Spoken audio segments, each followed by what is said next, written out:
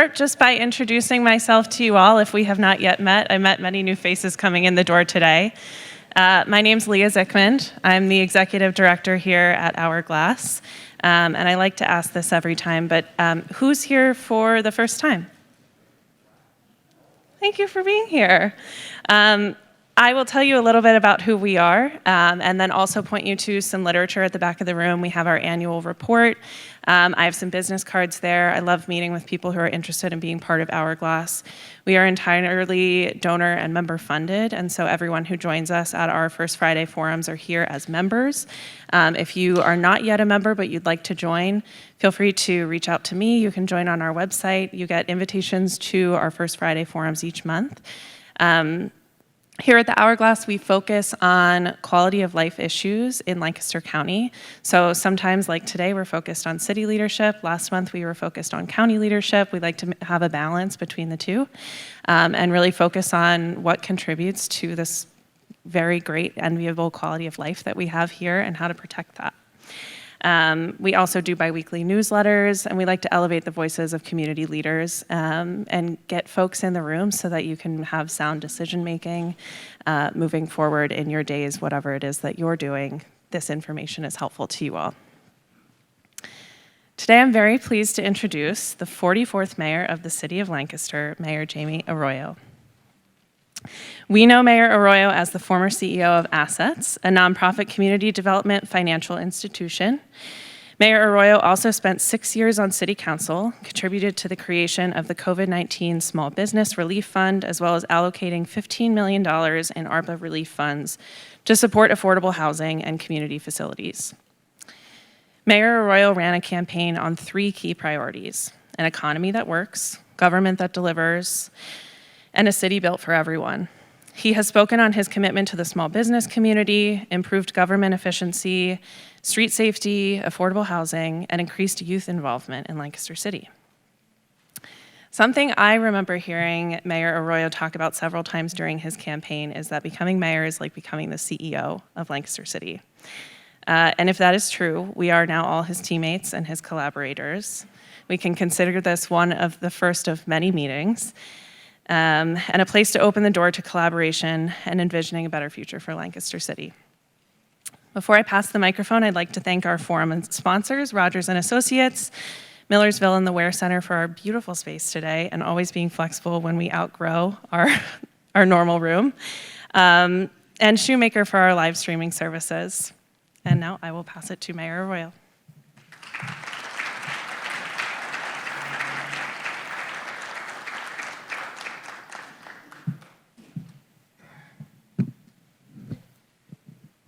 I had to ask Leah if we could remove the podium because I like to talk with my hands a lot and I like to move around a lot. So first and foremost, I want to thank everyone for being here today.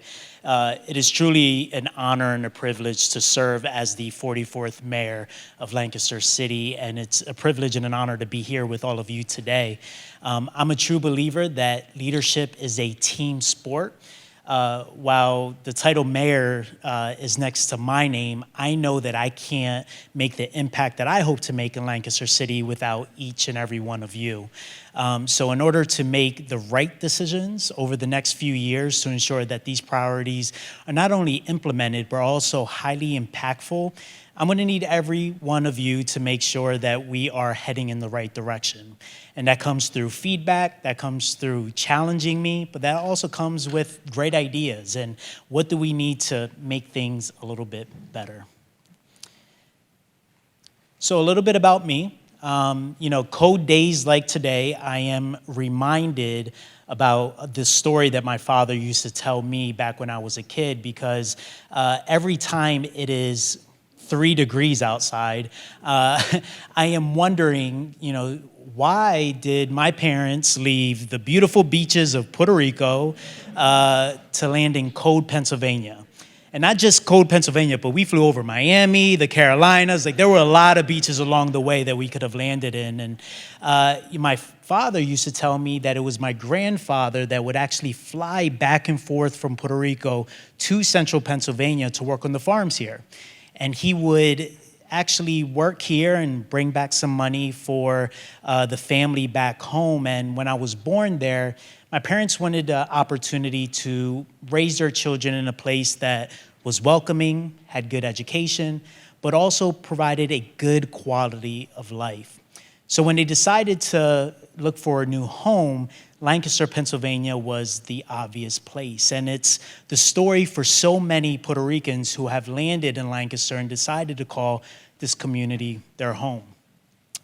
So as I graduated from McCaskey High School, I'm a Millersville University grad and ended up going to Drexel University for my MBA. I spent a career in banking and shifted over to community development when I really wanted to figure out how do we use finance as a force for good. And I worked as the CEO of Assets, helping entrepreneurs start and grow businesses, not just in Lancaster City, but growing the organization to a regional organization serving Lebanon, Reading, Harrisburg, as well as York counties. And we did this through business training as well as microfinance. So it's through that lens that when I think about what are the things that make Lancaster City so special, it's the entrepreneurial spirit that really has allowed our community to not only be resilient, but also thrive compared to so many of our neighbors. So I've done a lot of work on city council, but what I like to brag the most about is everything that I got to learn. The relationships I got to build and the ideas that I was able to generate as a city council member to think about if I became mayor, what are some things that we can maybe do a little bit better, some things that we could change, or some things that we could really move forward to make sure that we're having the best impact in our community. So I landed on 3 main priorities for the city of Lancaster that I want to focus my first term in. It's an economy that works, a government that delivers, and a city that's built for everyone. So when we talk about an economy that works, obviously with my background in economic development, it's probably a safe place to lean into, right? Supporting our entrepreneurs, supporting our small businesses, but it's bigger than just an individual business or an entrepreneur. Lancaster City is the economic engine of not just Lancaster County, but the central Pennsylvania region. Where the city goes, this region goes. And as we know, over the decades that have passed, Lancaster City has always been the innovation hub for entrepreneurs to start their ideas, grow their business, and then most importantly, have a positive impact in their community and create good paying jobs right here in Lancaster City. Over the last couple of years, we have seen maybe a drift away from supporting the economic development that is happening in our city. And one of the things that I want to re-emphasize is that if we keep our foot on the pedal, we'll continue to grow. But if we take our foot off the gas, we can move in a different direction. And it's important that we continue to focus our efforts on not just economic development, but making sure that we support our small business community. So there will be a few activities that we start to work on over the years, whether it's collaboration with great partners such as Assets, Lancaster City Alliance, the Chamber, or Cultivate Lancaster. But I also want to hear some ideas from you guys on what are some things that are missing on how we can properly and even better support our small business community. The next one is a government that delivers. And this might be one of my favorite ones. As I mentioned earlier, or Leah had mentioned, I am not approaching this job as a politician. I'm approaching it as a chief executive. We have an organization with 600 employees, water utility, we have public works, we have an economic development department, we have police and fire. We have a requirement to provide the best service possible to not just our residents, but also our visitors. A government delivers means that we are delivering these services not just efficiently, but with excellence. And in order to run a well-oiled machine, it's going to be important that it starts at the top and with the leadership, making sure that we have the right people in the right seats, the right structure within our city government, and making sure that across every department that you touch, whether it's fire, police, or public works, you have the best client experience. So whether you're getting a permit for a park to host your birthday party, whether you are putting a new roof, or you're building a 100-unit apartment building for affordable housing, we need to make sure that we are delivering that experience with excellence. So we are going to work towards streamlining our permitting process. I know a lot of folks in here are happy about that. You don't have to cheer so loudly. But making sure that we streamline our permitting process to make sure that it's easy to navigate, that we're able to be efficient with it, and make sure that we're getting permits out quickly and efficiently. We want to make sure that we're also exercising good, strong fiscal management.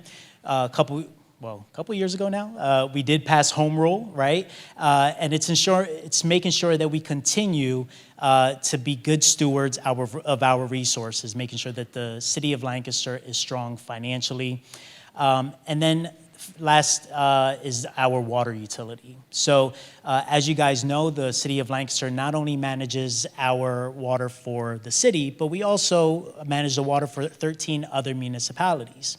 We want to make sure that we continue to offer this service in an affordable way and make sure that our water is of the highest quality and safe as well. So we'll be working towards what are some other ways that we can make sure that our utility continues to provide the best service and making sure that our rates remain affordable for Lancaster County. And then a city built for everyone. You know, when I think about a city built for everyone, I think about the experience that someone has when they come to Lancaster City, whether you live here or you visit here. So when you live here and you're walking down the street or you're walking down the sidewalk, you're not tripping over some broken up concrete. When you're crossing the street, you're not sideswiped by a speeding car. We want to make sure that folks, as they navigate our city, that they feel safe, that it's a great experience, and that we have just the best overall experience, not just for our residents, but for our visitors that come here to visit our businesses or events.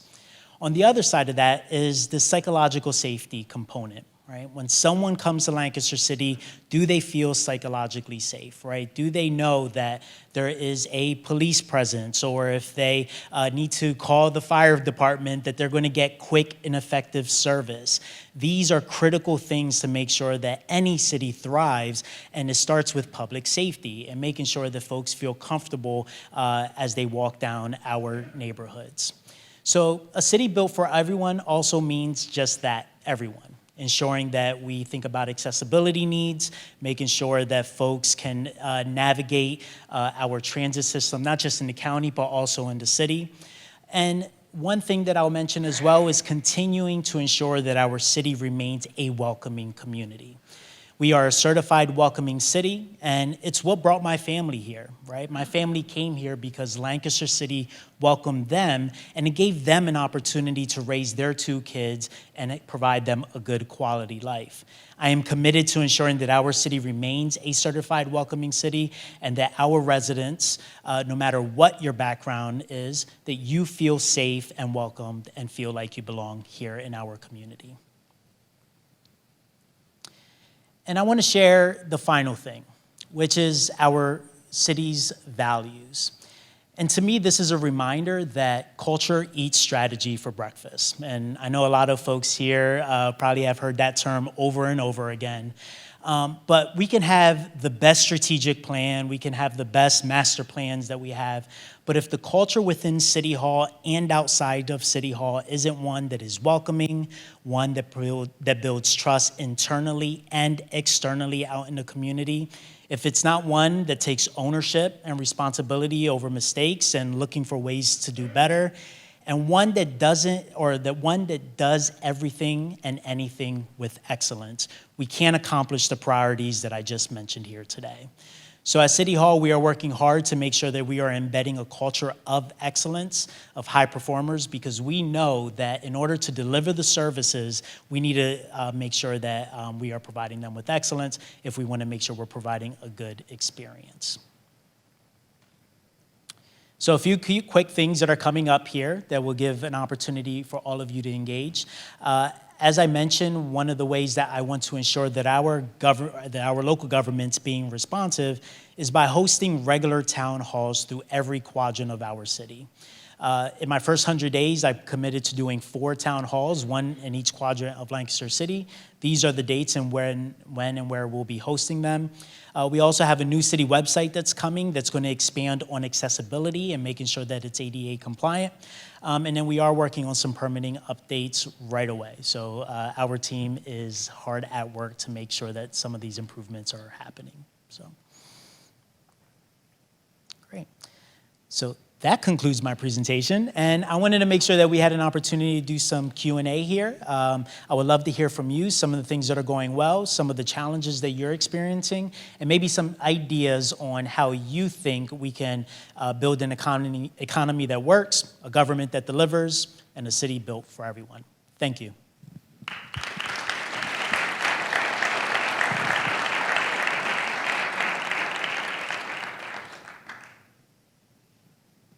Don't all jump at once.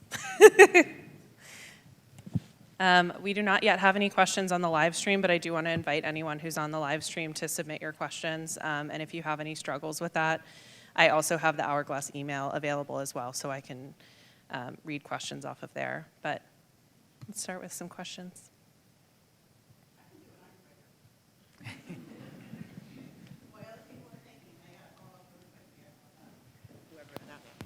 So, Jaime, I just want to say congratulations on your new role, and as County Commissioner, really look forward to working with you, because we just know how important it is for the city to thrive and how the city impacts the rest of the county and vice versa. So just want to say really look forward to working with you moving forward in terms of how we can keep things rolling and the city is vibrant, and then also makes the county vibrant too. So really appreciate that. And then the last thing is too, so when I walk around the city, because I know my office is here, our offices are here, and go to lunch or whatever, I walk, people pass by and they look at me and they kind of say, they think they know who I am, like, I think I know you. And by the way, look at that sidewalk over there. And can you do something about that? And I'm like, hey, that's not me. And so I just need your cards, like a stack of your cards, so I can hand them out. Yeah.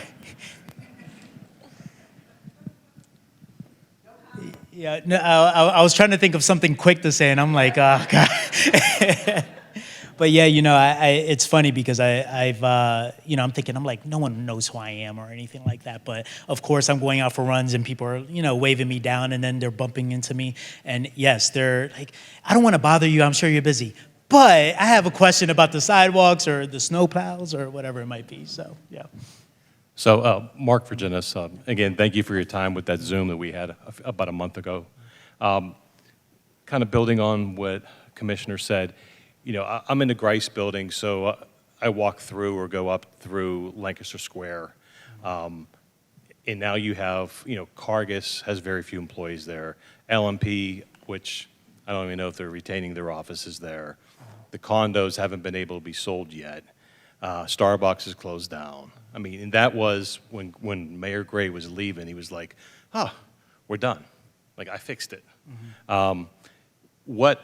And I'm sure that's probably on your yellow pad right up there. What's the hope?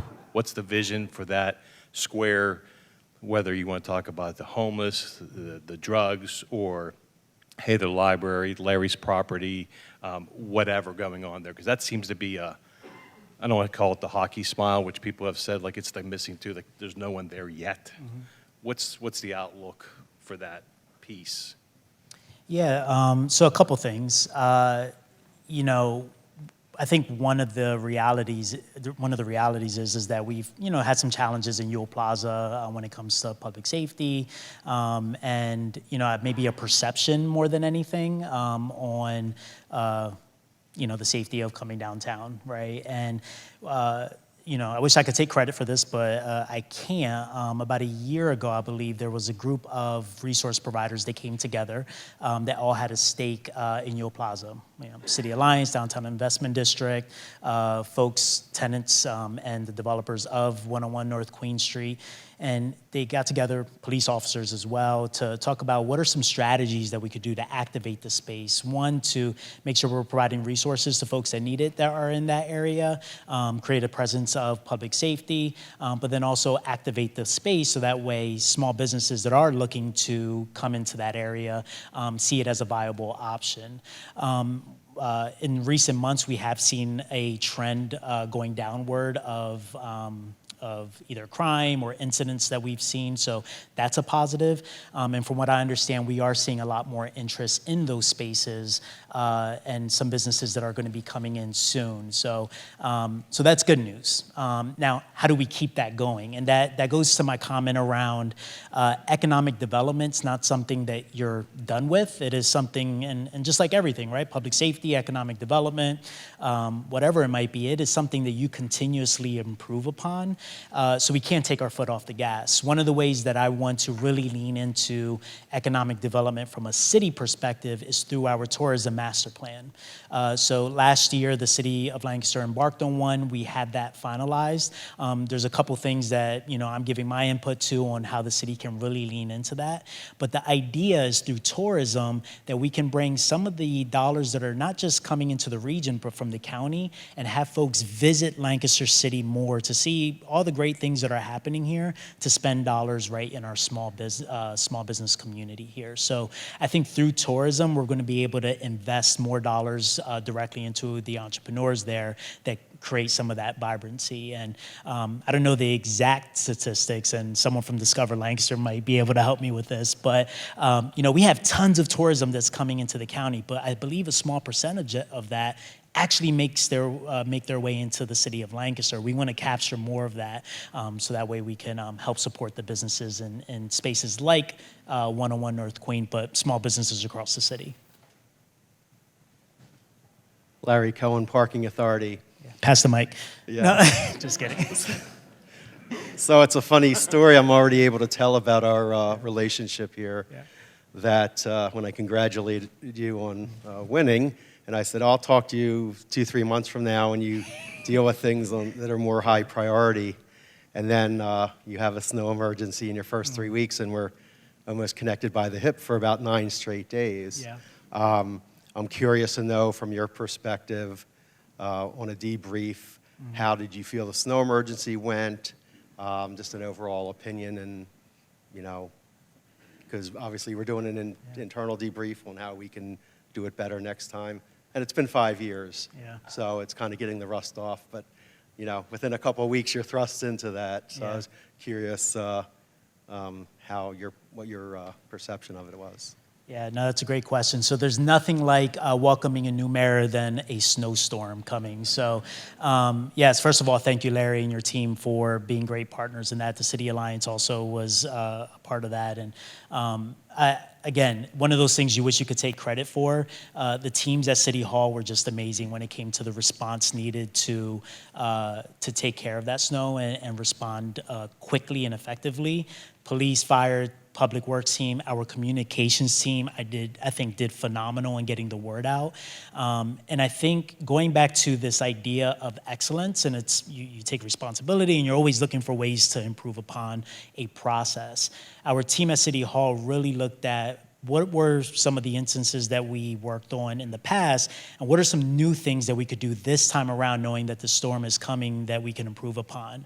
One of those things was we declared the snow emergency early to give people enough of a heads up to get prepared. So before we even declare, we had a press conference along with Lancaster Parking Authority to make sure that folks were aware this is coming.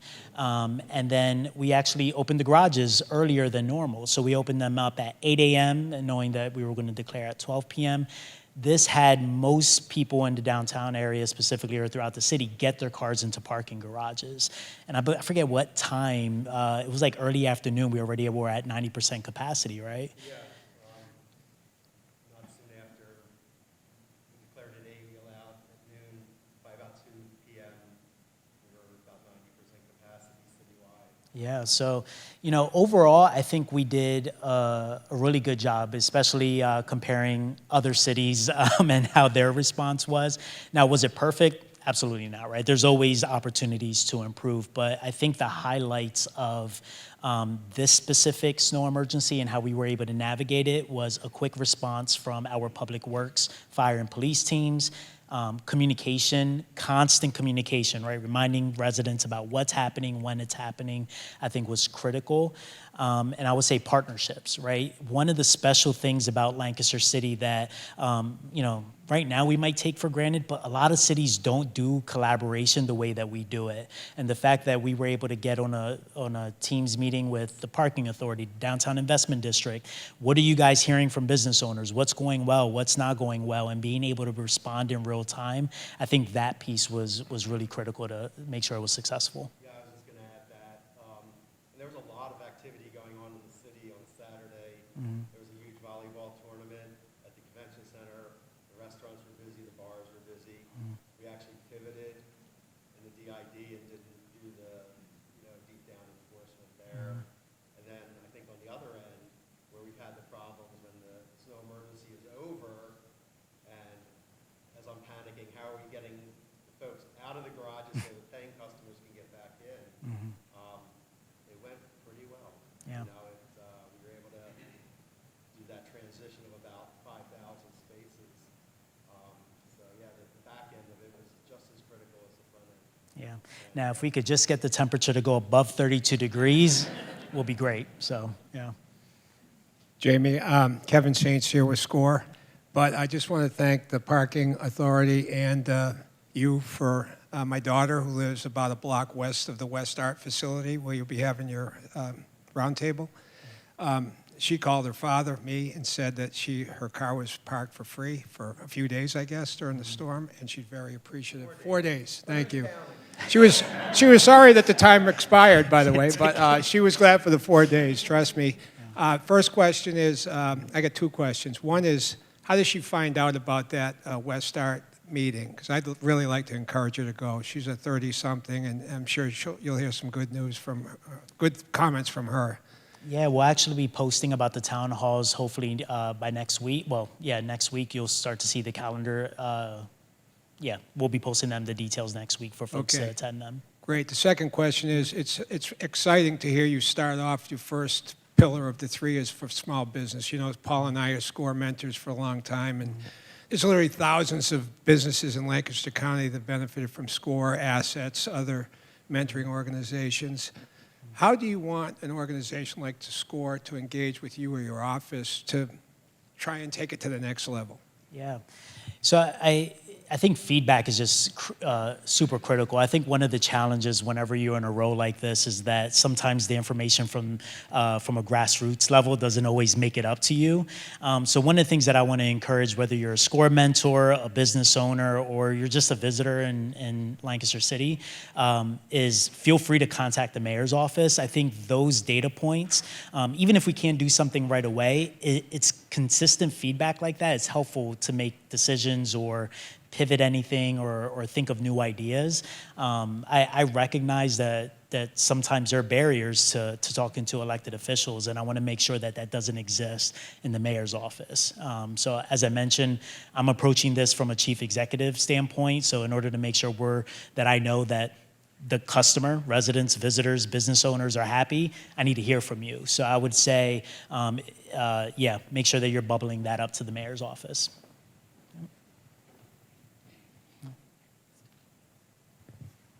Good morning, Jim. My name's Larry, Program Relationship Manager with the Pennsylvania Treasury Department.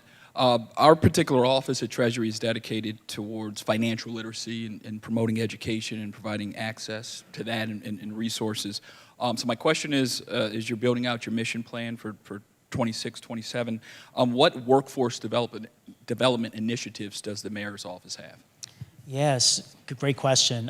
First and foremost, if you guys don't have a PA 529 plan for your kids, go talk to Larry and he's going to hook you up. It's one of the best investments you can make. So I got one for Miles like a month after he was born. So when it comes to workforce development, there's kind of two ways that I see it. One is strong partnerships. So I think we have great organizations like Sacas Tech Centro, Thaddeus Stevens College, and even organizations like Community Action Partnership are really leaning into workforce development, understanding that if you want to help people move out of poverty, we have to create good paying jobs. So from a city perspective, helping support these organizations and making sure that we can support them when it comes to funding needs or making sure that we're collaborating through ideas. They're the ones going to be doing that level of work and making sure we're supporting them. So partnerships and coordination with those entities is going to be critical to making that happen. The second thing is, City Hall, as I mentioned, 600 employees. We're one of the larger employers in the city of Lancaster.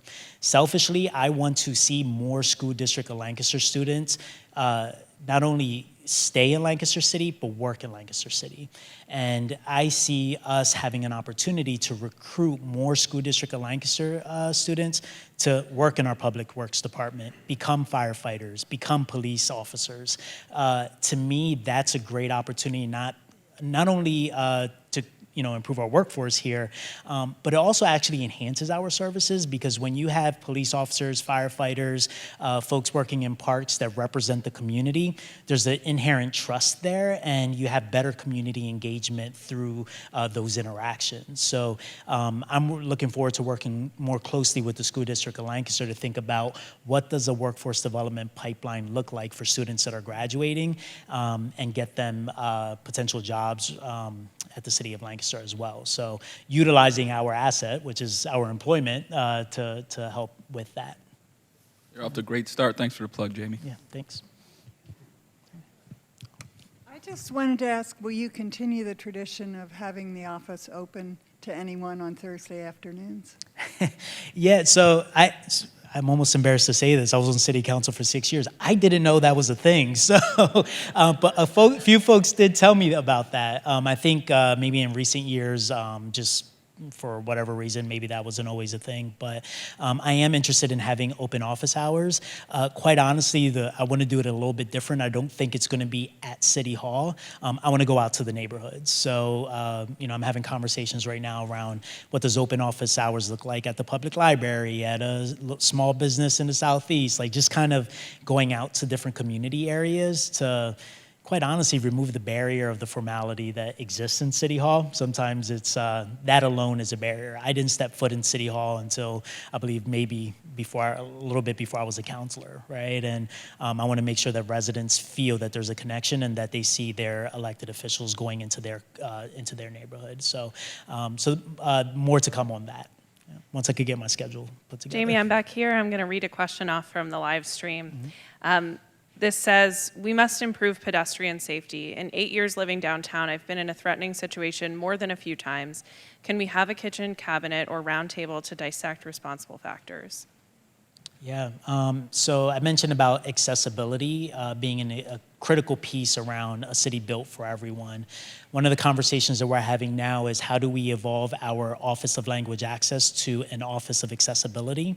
Language access is one component, but thinking about accessibility across the entire continuum to help inform some of the, I would say, project management that happens at the City of Lancaster when it's a little bit challenging to navigate some of our sidewalks or streets when a project is happening. So that is something that I am interested in doing. Also have heard from residents the idea of a advisory board around individuals with disabilities to think about how do we incorporate that lens into the work that we're doing. So, yeah, definitely interested in enhancing some of that work. Yeah, I'm John Gertie, founder of Music for Everyone. Gotta address the elephant in the room. How are we working on approaching the balance of being a welcoming city, which we're all very, very proud of, and the initiatives of the federal government around ICE? Yeah. Oh, John, you had no,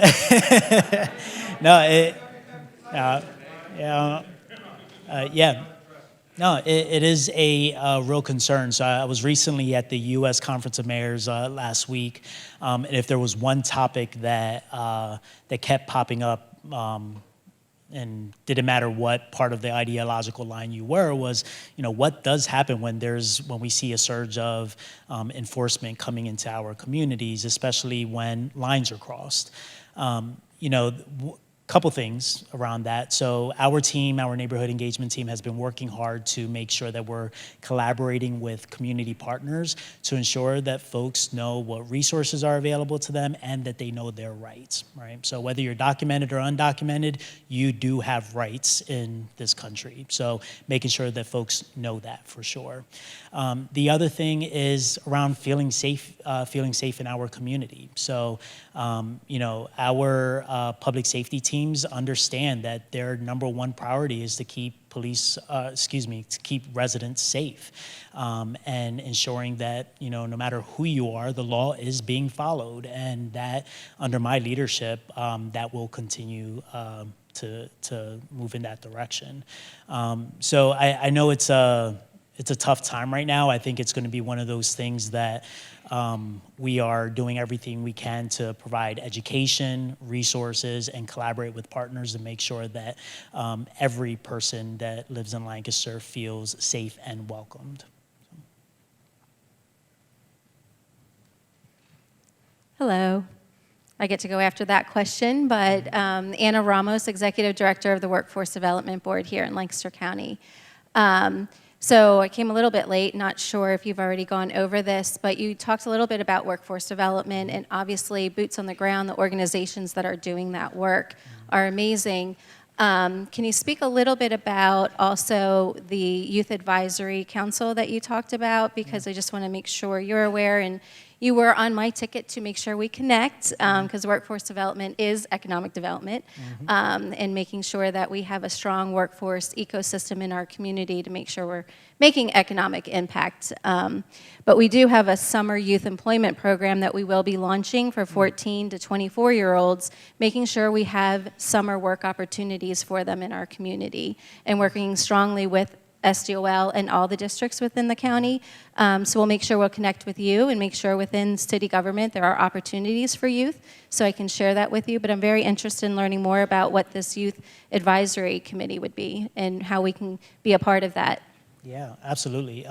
So the Youth Advisory Committee or Council, actually I stole that idea from Mayor Morris. A good friend of ours, Peter Barber, was telling me about back when he was a student, he was part of Art Morris's Youth Advisory Council as a student. I believe it included students from McCaskey High School, Catholic High, and Lancaster Country Day.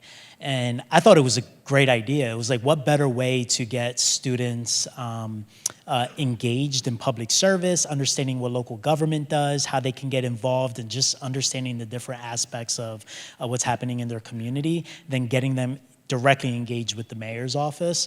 Quite honestly, the most I ever interacted with an elected official was seeing Mayor Gray walk down the block with his bow tie, right? Like that was the closest I ever got to it. So I really wanted to create something that, again, broke down that barrier for students and gave them access to City Hall. But happy to talk more about how do we elevate that. So beyond just exposure, what does connecting with resources, connecting with jobs, education, so that way they have maybe a clearer idea or some experience after they graduate high school. I think that could be a really cool opportunity. So, but yeah, more on that to come later this year as we start to get that established. Jamie, thanks for coming. Appreciate your presentation. Always nice to see you. Liz Martin, Ironstone Spring Farm, and I'm on the board of the Hourglass. Really happy to see your support of growing businesses and also of small businesses. I'm just curious, as with your work with assets, you've seen a lot of entrepreneurs, a lot of ideas.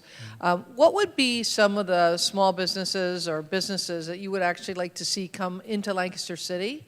Certainly we have a plethora of certain kinds of businesses. So I'm just curious what types of businesses you would like to see to have a little more diversity in the city. Yeah, selfishly, a running retail store would be great. So if anyone wants to start that up, there you go. Yeah, there's, I think about what are the gaps that exist in Lancaster City. So, again, when we think about transportation can be tough sometimes. And, one of the things we love to brag about is how walkable our city is. And one of the things I would love to do one day is that if you live in Lancaster City, that you won't need a car, right? But there's a couple things that are missing. I think one of the one of the easiest things I think is around like a convenience store, right? We saw, unfortunately, the Rite Aid is closed down. Thinking a place that, you can go buy a pair of underwear, a pair of socks. Like, where can you go in the city of Lancaster to get that accessibly, without having to dial up Amazon? I said dial up. No one's dialing up Amazon. Visit Amazon and, put in an order for something like that. So those are some examples. I think more experience-oriented businesses, I think there's an opportunity for that. We've seen a little bit of a decline in retail spaces. I still think there's a special place for that here in Lancaster. People want that retail experience in Lancaster City. I think there's an opportunity to think more experiences and have spaces like that in the city of Lancaster. So, yeah. So if anyone has some ideas, SCORE, assets, great places to go to work that out, and happy to try to make something happen for you here. Hey there, Chad Martin with Chestnut Housing. It is a delight to call you mayor. So Mayor Arroyo, have a question for you. For folks who don't know, we're a growing affordable rental housing provider and developer here in Lancaster. And so I have a couple questions for you around housing development. Mm-hmm. We have experienced the city as being a fantastic partner around affordable housing development. We have, I think, across the community seen a growing awareness of and sort of positive problem-solving kind of level of conversation around housing, which is really important right now. You have been an advocate and helped channel a lot of ARPA funding in that direction, which has been really valuable for our organization and others. However, I also sort of pair that with Lancaster City having a reputation among housing developers, whether it's for-profit or nonprofit, affordable or market rate, as being a challenging place to navigate the entitlement process. Yeah. So I want to draw our attention back to a couple of your points around permit reform, land development efficiencies. I imagine your answer may look different in a year when you're like way in the weeds with this, but I'm curious if you can just talk a little bit more about that, what your hopes are, where you think there are opportunities to really like make that pathway smoother for those of us super, deeply committed to figuring out how we get more housing built in our community. Yeah, I agree 100%. I think we have no shortage of ideas when it comes to housing in the city of Lancaster, and I think I like to remind people whenever, folks like me get up and we talk about affordable housing and safe and quality housing and we need to build more, the city of Lancaster itself doesn't actually do that, right? It's great partners like Chestnut Housing or HDC or, I'm probably missing a few others, but that are out there doing the work and building these affordable units, or quite honestly, just housing in general, right? We just need more of it. And my stance has been the city has to get out of its own way, right? We can't be the bottleneck of the very problem that we're trying to solve. And the feedback that I've consistently heard has been that our permitting process is challenging. And I think, as I mentioned about, at times, we take our foot off the gas. We can't do that with air because people can either decide to look into other communities to move into or to build in, et cetera. So my philosophy has been, I think the permitting process, we do need to reform it, whether it's streamlining it, using technology to make things simpler, making sure that we are helping folks navigate the process. I think just navigating and being educated on what does it mean to get a permit at the City of Lancaster and what steps that come after that, that alone, education and awareness can go a long way. And I've seen it be challenging, everything from a small business owner that I've worked with to someone getting a roof on their house, right? Like it is very challenging. So yeah, streamlining the process, looking at ways that technology can help simplify that, and education and awareness around how do you actually navigate it. Understanding that, yeah, there are regulations that we can't get around, but how do we help folks walk through that process is going to be very important. The one thing I'll add to that is I think through, we're going through the process now, or we will be going through the process of updating our zoning ordinance. I think we need to think about creative ways that we could build housing in our community. So I think a lot of us have been beating the drum around this, accessory dwelling units. tiny homes, like just different creative ways that we can add units that don't take a lot of time, aren't very expensive, but just get the ball moving. And yeah, I understand it's not going to be hundreds or thousands of units that are added, but it sets the tone. It sets momentum and a rhythm that says Lancaster City is willing to do something to add units to our community, and from there we go. So again, permit reform, update our zoning ordinance, and then start getting creative with developers around what new types of housing do we want to see in the city of Lancaster that maybe is out of the norm.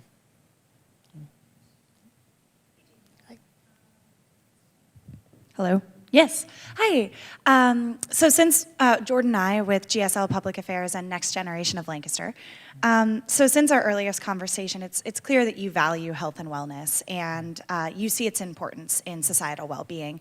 I was wondering if you could touch on some of the outdoor recreation or outdoor ecological preservation projects that you're working on, and how that plays a role in societal well-being and creating a culture of wellness. Yeah, I'll touch on two things. So, recently the City of Lancaster entered in a collaboration with Partners for Environmental Stewardship around the Sunnyside Peninsula, the preserve there, and then an environmental center that's going to be built there. I'm extremely excited about that because I believe it's the largest green space in the city of Lancaster, but to me, it's an example of healing, right? It is a part of Lancaster City that has a history, and with it being in the heart of the southeast side of Lancaster City, what better place to create access to outdoor recreation, learning about environmental science, and right in your own backyard. So I'm very excited about that project coming online. I think it's going to put Lancaster City on an even bigger map on how we can how do we do preservation and teach environmental science in a new way. The second thing, I'll actually shout out our partners at the EDC who are working on an outdoor recreation plan as well, through the lens of economic development, right? How does Lancaster City and they're Lancaster County-wide, but I'm looking at it through a city lens, look at outdoor recreation as a way to encourage economic development opportunities. For those here who have live in Columbia, visit Columbia, I am very jealous of the Northwest River Trail. And I was just kind of sad that I have to drive 20 minutes outside of the city to go run through this beautiful trail, and there's this beautiful ice cream shop there that has milkshakes and a nice bagel after you ran 20 miles. It is amazing. Why don't we have that right here in Lancaster, right? And we do. We have the Conestoga River that is an underutilized asset, and I think if we can start using the assets that already exist here, and I can't wait to collaborate on that plan and start to implement that, it's going to be a huge opportunity for the city of Lancaster to encourage health and wellness through the activities and the assets that we already have here. So,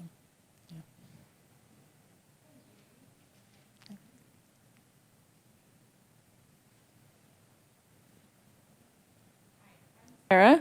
I'm Sarah. I work with Community Action Partnership, but I also am mainly here with our Strong Towns group. And we're all really excited about the potential for revenue from tourism to be reinvested in our community. But we're also aware that the more people come visit here, the more people want to move here and retire here, which I can't blame them. But that can put a lot of strain on our housing market, and the Airbnb industry can put a lot of strain on our housing market. So as we're actively attracting tourism, how do we make sure that we do that in a way that doesn't make life more unaffordable for especially our low-income neighbors? Yeah, no, it's a great question. And part of the answer to that is the reason why we are focusing on tourism. I think it's an opportunity for folks to visit Lancaster and then go back home, right? But spend your dollars here. But a couple of things. One, you mentioned Airbnb. A couple of years ago, actually, the city of Lancaster instituted a short-term rental ordinance that actually limited where Airbnbs can operate to help limit that and make sure that we're not straining an already strained housing supply when it comes to affordability, accessibility, et cetera. So that is on the books now to help mitigate some of that. But yeah, I think it is a both and, right? Like we want folks to come into Lancaster City, spend their dollars. I think part of that is why I focus so much on economic development and small business specifically. So when I worked at Assets, we were focused on starting businesses, but it wasn't for starting businesses for business sake. We focused on the triple bottom line: people, planet, and profit. The reality is that you got to pay the bills, right? So we got to make money. And so many entrepreneurs will come and it's just like, you got to make money. I know this is your passion, but how do you make a profit? But then how are you treating your neighborhood? How are you having a positive impact in your community? How are you treating the people that you employ, your customers, and making sure that you're providing good paying jobs? So if we can help entrepreneurs from our very community start and run the businesses that are benefiting from tourism and folks that are spending their dollars here, that's how you have folks that have been in this community for generations benefit from the dollars getting invested here, so that way they can grow along with the local economy. Hi, Mayor. Over here. Oh. I'm Brian Davis. I'm with the board of Hourglass. So first of all, thank you for coming. We really appreciate it. And you left a really long runway here for Q&A, so we really appreciate that. That was intentional. But yeah, well, we appreciate it. It's important for our members to Yeah. get to know you. And if you're not a member, please join Hourglass. I'm a commercial realtor. My office is at Liberty Place, so a little shout out to them.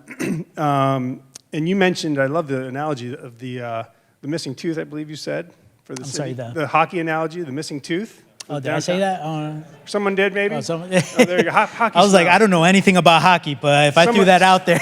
I apologize. Someone said that. So if that tooth is missing, there could be another tooth coming up missing. So I'm curious, if you had a magic wand, what you would do with the prison location when the prison moves out. Yeah. So luckily I don't have to have a magic wand because, our residents, so the City of Lancaster had embarked on a East End area plan for that space. So we're actually currently talking to neighbors in that area to think about how do you imagine that site being, whether it's the prison site as well as Reservoir Park as well, to think about, what's it going to look like when the prison does go away or move out. And that's going to completely transform that side of town. If it was up to me, I think a combination of, I love the green space with Reservoir Park. I would love to see more housing there, but also some mixed use. What does retail space there look like, commercial space look like there as well? It's a lot of land, so you could do a whole lot of things there, which is the great opportunity of it. Unfortunately, I don't know, the city does not own that property. It's actually with the county, but I'm looking forward to collaborating with our county commissioners and county government to think about, how do we use that or put that site to the highest and best use that the neighbors there would enjoy. Mayor, I get the privilege of the last question. Yeah. So my name is Wes Farmer. Yeah. Along with Hilda Shirk, we live in the city on Lancaster Avenue. Mm-hmm. I want to tell you a brief story that occurred just before we got here. We were crossing an intersection and nearly got hit twice at the same instance by two separate cars making a turn. The story is that I understand that Prince Street is a state highway, and you're limited a bit in what you can do about that. Yeah. So let's talk about collaboration, competition, conflict, and how you manage all those in a constrained atmosphere when you're dealing with the county, the state, and the feds. Yeah. Well, Wes, that's a... You get the last question? How much time do we have? I'm going to try to answer your question. I like those 3 C's. So a couple things. The city has a Vision Zero initiative that they're working on right now. I think last year we had a couple community meetings around two-way conversions to slow down traffic throughout the city of Lancaster. Can't quite remember if Prince Street was one of them. I'm looking over at Emma to see, but maybe not. Oh, see, look. Alley-oop. So to help prevent those types of incidents, I think it is not a novel idea, or this isn't innovative, but we just have to slow down traffic. I think one of the best ways that the city has proven that works is through these two-way conversions. We've seen it on Mulberry Street, we've seen it on Charlotte Street, that when we converted those to two-way streets, completely changed those neighborhoods. It slowed down traffic. We were able to do other improvements that beautified those neighborhoods, and you can't recognize them anymore to what they were before. So if I could snap my fingers, actually, I would convert every two-lane one-way into two-way streets in the city of Lancaster. Now, yep.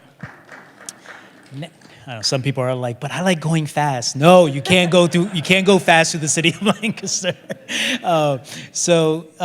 But there are challenges, right? It's as some of these are state roads, which make it a little bit difficult when you're dealing with PennDOT. Part of that is advocacy efforts that we have to do. But I think there is a path to that, and I'm committed to making sure that we continue to advocate, that we are able to make changes that we believe improve our city and keep people safe. So I don't know if that answers the question, but I think just continuously advocating for those changes and making sure we can take control of our destiny. Yeah. All right. Well, I will just pause and say thank you so much, Mayor Arroyo, for your time. Thank you, guys. I appreciate it.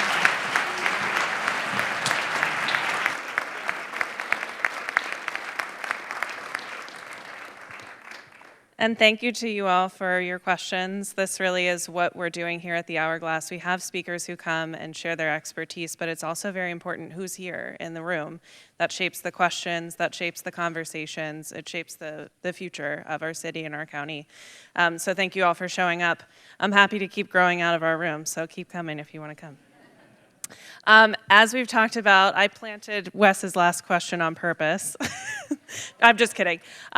Next month, we'll be talking about two-way restoration and Vision Zero. So please come back, bring a friend, and share that information with folks who would be interested in learning about some of the city's initiatives on transportation. I also want to share with you on behalf of the Ware Center, there is an exhibit here starting at that door over there that's open from now until February 28th. On weekdays from 10 to 4, you can walk through this interactive, multidisciplinary stories about Vietnamese Americans.